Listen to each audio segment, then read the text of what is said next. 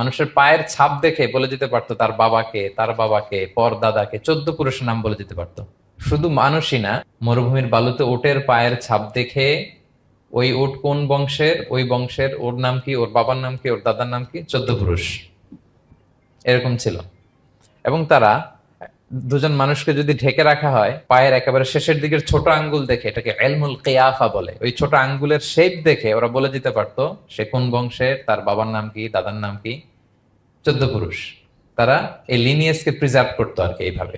এবং এই বংশ পরিক্রমা মুখস্থ করা, জানা, জিজ্ঞেস করা, এটাকে গুরুত্ব দিত। তো তারা আল্লাহকেও আমাদের মতো এরকম একজন সত্তা ভেবে আল্লাহ হাবিব সাল্লাল্লাহু আলাইহি ওয়াসাল্লামকে জিজ্ঞেস করতেছে যে ইদান খালাকাল্লাহু কুল্লা শাই ফামান খালাকাল্লাহ। মুহাম্মদ, তুমি তো বলো যে আল্লাহ নাকি সব সৃষ্টি করেছে, তো আল্লাহকে কে সৃষ্টি করেছে? অথবা বলো যে আল্লাহর বাবাকে, আল্লাহর দাদাকে, আল্লাহর পরদাদাকে, আল্লাহর বংশটা বলো। তো তখন তাদের এই প্রশ্নের জবাবে আল্লাহ তাআলা সূরাতুল ইখলাস নাজিল করেন যে কুল হু আল্লাহু আহাদ। হে নবী, আপনি বলুন আল্লাহ হচ্ছেন এক, অদ্বিতীয়, ইউনিক, অ্যাবসলিউট।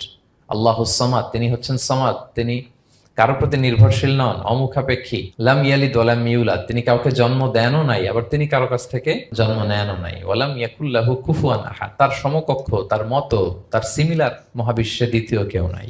সুবহানাল্লাহ। এটা হচ্ছে শানে নুজুল, কোন প্রেক্ষাপটে নাজিল হয়েছে, এটা হচ্ছে একটা বর্ণনা। আরেক বর্ণনা এসছে, মক্কার মুশরিকরা জিজ্ঞেস করতে আরম্ভ করলো, ইয়া মুহাম্মদ, আমরা জানি মানুষ মাটির তৈরি, ফেরেশতারা নূরের তৈরি মানে আলোর তৈরি, এরপর জিনেরা আগুনের তৈরি, আল্লাহ কিসের তৈরি? আল্লাহ তাআলার বাইয়িন লানা জিনসা রাব্বিক, তোমার আল্লাহর জিন্স বর্ণনা করো, কোত্থেকে আসছে, কি দিয়ে, কোন জিন্স থেকে, মানে কোন জিনিস থেকে তৈরি?